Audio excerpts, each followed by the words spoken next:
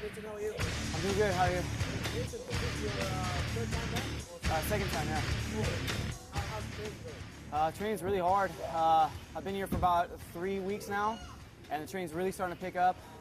I've got about a week and a half left to my fight in Japan, fighting for Heat organization, and it's going to be a tournament, K1 style tournament in Japan. Now, how did you get yourself involved in martial arts? Well, when I was a kid, I grew up in a really rough neighborhood.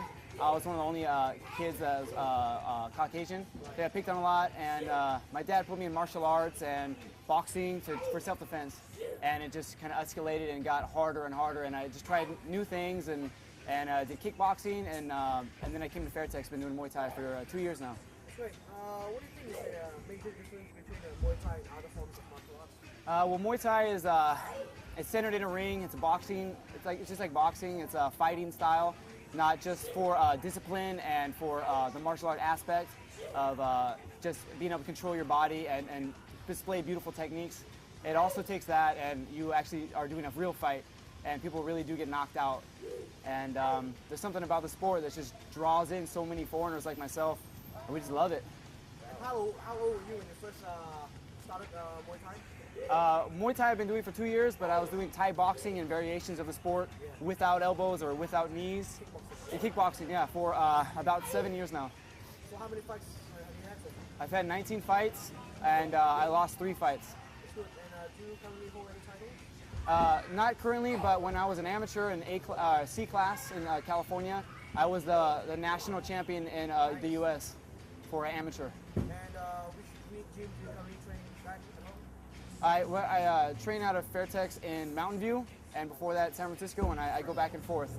And I also teach and hold pads and work for the company as well. Yeah, well, what's the difference between training back home and training here in Thailand? Well, in Thailand, there's just so much more availability of sparring partners and trainers to hold pads, and it's just much harder. In California, it's more for a class style to suit the needs of Westerners, and they like the one-on-one attention with a friend, and so they help each other train, and we just kind of have one trainer walk around and make sure that they're doing the techniques properly, and we set them up that way. Here, it's just impossible to have all the Thais and the fighters and the trainers in California. It's just you just can't get them all over there, so we have to put up with just one trainer at a time. And what's your favorite style in Muay Thai? Muay Thai, I like lizard style, foot jab style. Yeah. And you've also had fights in Thailand before, and you won too by knockout. Yeah, I came here last year, and it was my first trip to Thailand here, so I chose Fairtex because I want to build up into the company and the sport. And I knew Fairtex was the best for that, especially for being a foreigner. It's the best opportunities, and I got trained by my trainer Rambo, who was actually my trainer in San Francisco. So I've known him for over 2 years now, and he trained me, and I won by elbow knockout in the 4th round. That's great. Yeah, and that was my first elbow fight too. Yeah, growing up learning Muay Thai and all that, do you have any idols or mentors, in Muay Thai? Raymond Deckers, because he proved that you can win in Thailand with boxing, not just perfect kicks, That's right. So most of the popular foreigners I look up to and I aspire to, because I can never be a Thai, so I need to fight my style and try to change it so that it works in Thailand. Cool.